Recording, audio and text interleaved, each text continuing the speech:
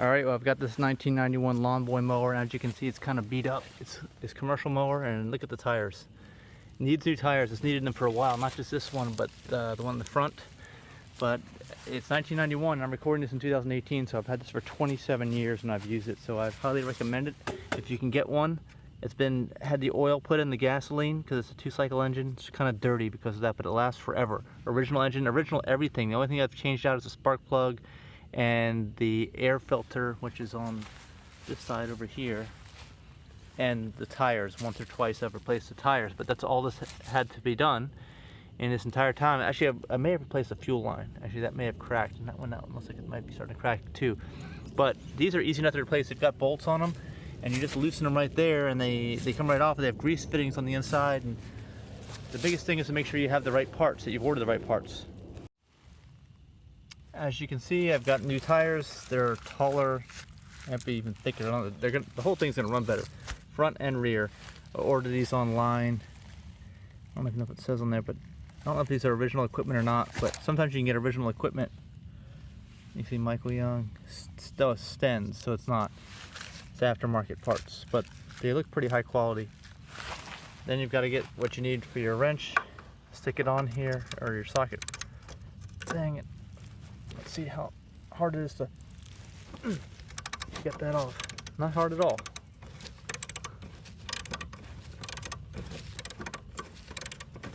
And the bolt just comes right out of this thing. Is attached to the height adjuster, so it may move the height adjuster when you're moving the bolt. And eventually it'll just fall right off the machine when you've got it all the way out. There, see? And then we take the bolt out, come right out, and we put it right in the new one, thread it on by hand, and then tighten it with your socket wrench. Okay, I've got the new one on there with the bolt. It can be kind of greasy. Just make sure you tighten this by hand, at least initially. And sometimes you got to raise the machine up. I'll support it with my foot. So the wheel's freewheeling, and then you can tighten it. Make sure it's, probably want to wear gloves too. Gosh, should have done that. Then, once you've gotten it past the point of tightening it, take this, switch it the other direction, and just tighten it with the socket wrench. That's it. Oh, my knee cracked. There we go. That's way better looking than this thing, which is cracking apart all over. These things are just, this is gone. Can be thrown away. So much better. Now this one, unfortunately, the bolt was kind of rusted in place against the bearing. I've had to hammer it through, pound it down with this first of all, or a hammer, and then stick this screwdriver in and pound it to knock it all the way out. Hopefully it'll be out here in a second fully. Alright, I've got the new wheels and tires on. It looks great.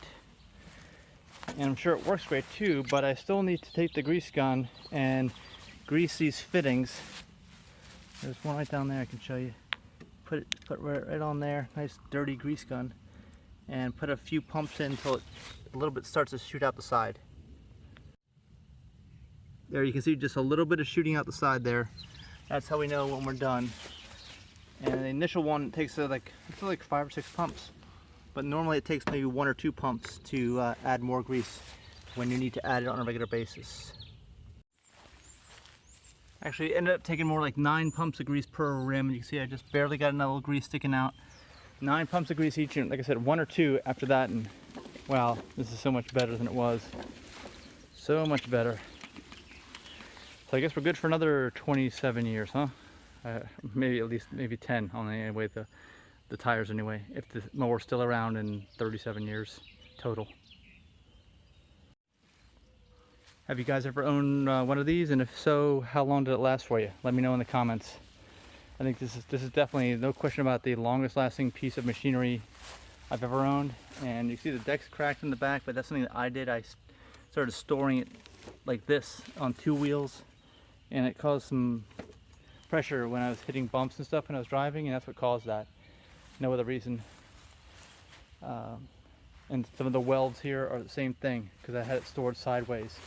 It was never designed to do that. That's why it's welded. But let me know your stories. I'd be interested to hear how long you've had your mower, how long it lasted for you. And here's the model number I have, just in case you were wondering.